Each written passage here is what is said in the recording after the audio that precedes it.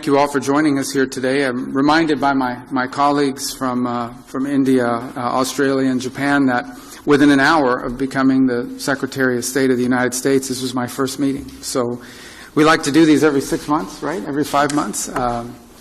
But we're honored to host them here today in this very important partnership that has developed over the years and that I think has really taken wing in the last few months, and we want to continue to build on. These are very important countries. These are very important strategic partners and allies of the United States, and together we have a lot of shared priorities, a lot of things we care about in the world. I think there are many global problems, but also problems that we face in our respective countries that can be solved by us cooperating together.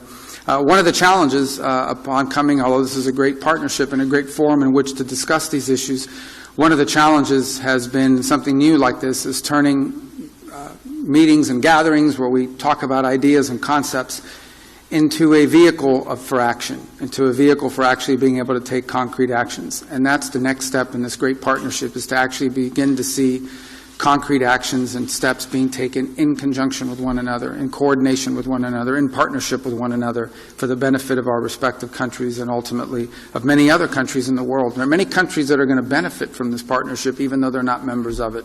And it's not simply a security matter. It's largely, in many cases, about economic development. In fact, later today we'll be hosting here in this building a number of companies. I think over 30 or 40 companies was the last count.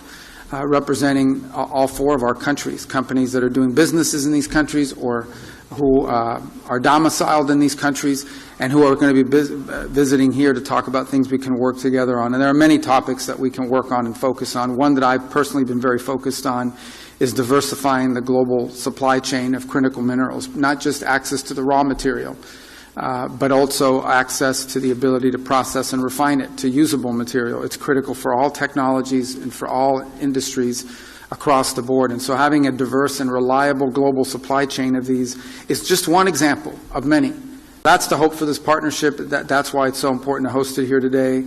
And in addition to the bilateral relationships we have with each of the three partner nations that are here, it's also important within this forum to turn it into one where we begin to focus on specific issues that we want to work together on and begin to deliver action on those issues. And today's the next step in that process. It's an honor to host them. And now I'm going to ask who's become a friend. I've seen him a number of times now in just 6 months on the job, and I was just telling him how much he travels. I follow the news, and every time I see he's somewhere else in the world, so he's been very busy. But my colleague from India, who will be followed by my colleague from Australia, and then, of course, Japan, who I've also seen quite a number of times. In fact, I've seen you more than my own children, and because he's at some of the same forums that we've been on, and it's been an important partnership as well. So I'm grateful to all of you for being here today. Welcome to the State Department. Welcome to Washington.